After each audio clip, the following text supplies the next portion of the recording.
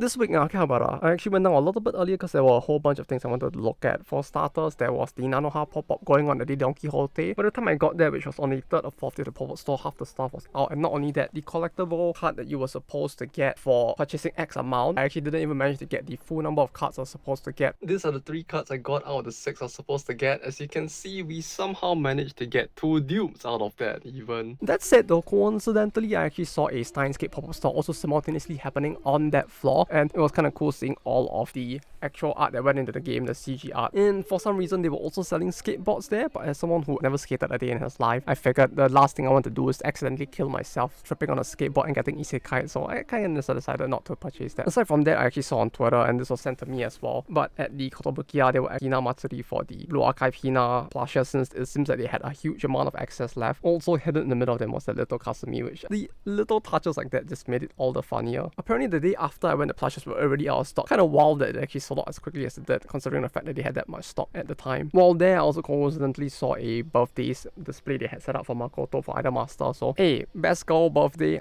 I ain't gonna complain. Also, the pop-up store outside of Kotobukiya has changed out from Dragon Maid this time to Kiniro Mosaic, except it's not for the whole cast but just for the very specific 2 lesbians. I'm just surprised that they had a pop-up store specifically just for the 2 of them though, and the goods really just felt like it was just pushing the Yuri shipping so much. It was actually kind of funny, so yeah, truth be told, I actually just kind of enjoyed just walking past and looking at it. Aside from that, over at Gamers, there was also a panty and stocking pop-up store. Surprisingly, a lot less NSFW than the series itself in more ways than one. I don't know, the way the series has been going, it's very like what the series has always been, but yeah, I was surprised that goods for it were actually a lot more PG. Aside from that, there's also a pop-up store for Dead Alive going on. Truth be told, with Dead Alive, it's a series that has been around for so long that at this point, I'm just amazed that it gets as much merch as it does, because like I think I remember there being like a fairly big advertising for it down at Comic Cat, and this time around there's still a pop-up store, and I could have sworn I saw a pop-up store maybe a month or 2 ago. So yeah, I'm just surprised that the series gets as much hype as it does still in terms of merchandising. Last but not least, I actually went down to the Inkiajo-sama pop-up store that was going on in Eternal Toys, a very small store in a very back alley where, contrary to how sussy and suspicious the store is, especially since it's located in the 5th floor of a very back alley building, the series itself is not sussy. I would say it feels like a modern day, but yeah, it's a doujin series I've been following for quite a while, and I actually kind of do enjoy it. With the pop-up store, it actually ended on the 31st of August, so I just barely made it in time for it. Managed to still get the stuff I wanted since they still had most of it in stock. But that said, that's all I have for you guys today, and I'll be seeing you guys next time on